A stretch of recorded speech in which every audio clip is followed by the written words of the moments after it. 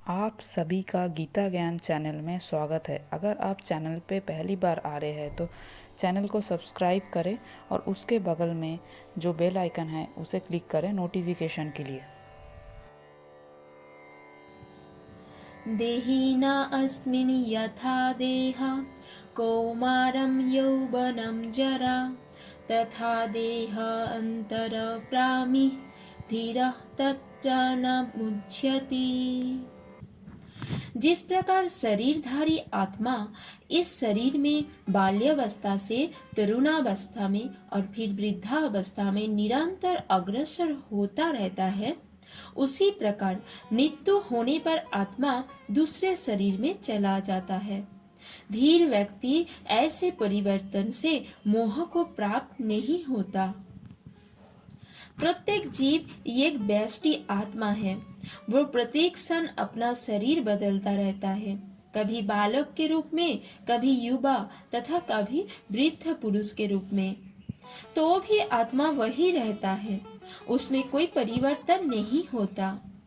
यह व्यष्टि आत्मा मृत्यु होने पर अंततोगत्या एक शरीर बदलकर दूसरे शरीर में देहांतरण कर जाता है, और क्योंकि अगले जन्म में इसको शरीर मिलना अवश्यंभावी है, चाहे वह शरीर आध्यात्मिक हो या भौतिक।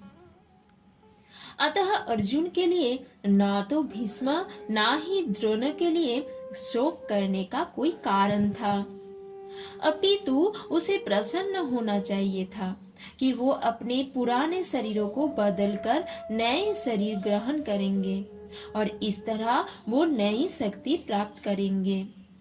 ऐसे शरीर परिवर्तन से जीवन में किए कर्म के अनुसार नाना प्रकार के सुखोपभोग या कष्टों का लेखा हो जाता है।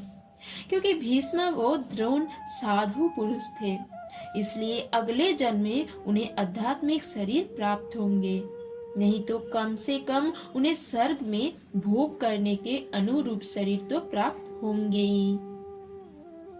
अतः दोनों ही दशाओं में शोक का कोई कारण नहीं था। जिस मनुष्य को व्यष्टि आत्मा, परमात्मा तथा भौतिक और आध्यात्मिक प्रकृति का पूर्ण ज्ञान होता है, वह धीर कहलाता है। ऐसा मनुष्य कभी भी शरीर परिवर्तन द्वारा ठगा नहीं जाता।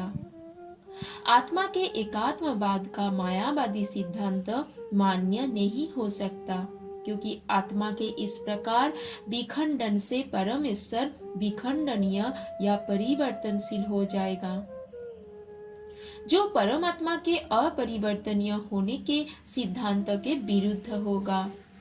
गीता में पुष्टि हुई है कि परमात्मा के खंडों का शाश्वत अस्तित्व है, जिन्हें क्षण कहा जाता है, अर्थात उनमें भौतिक प्रकृति में गिरने की प्रवृत्ति होती है। यह भिन्न अंश नित्य भिन्न रहते हैं, यहाँ तक कि मुक्ति के बाद भी व्यष्टि आत्मा जैसे का तैसे भिन्न अंश बना रहता है, किंतु एक बार मुक्त होने पर वो श्री भगवान के साथ सच्चिदानंद रूप में रहता है। परमात्मा पर प्रतिबिंबवाद का सिद्धांत व्यवहित किया जा सकता है, जो प्रत्येक शरीर में विद्यमान रहता है। वह व्यष्टि जीव से भिन्न होता है। जब आकाश का प्रतिबिंब जल में पड़ता है तो प्रतिबिंब में सूर्य, चंद्र तथा तारे सभी कुछ रहते हैं। तारों की तुलना जीवों से तथा सूर्य या चंद्र की परमेश्वर से की जा सकती है। व्यष्टि अंश आत्मा को अर्जुन के रूप में और परमात्मा को श्री भगवान के रूप में प्रदर्शित किया जाता है।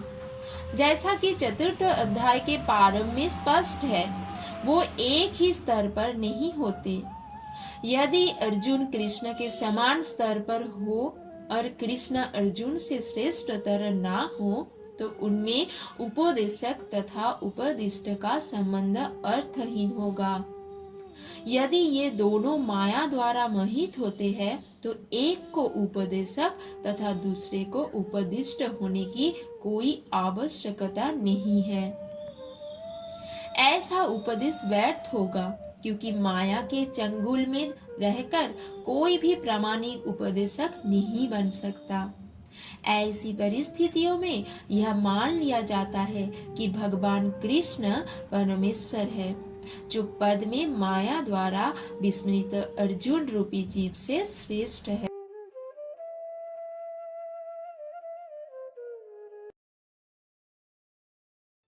अगर आप सबको वीडियो पसंद आया है तो वीडियो को लाइक करें, चैनल को सब्सक्राइब करें और भी वीडियोस देखने के लिए।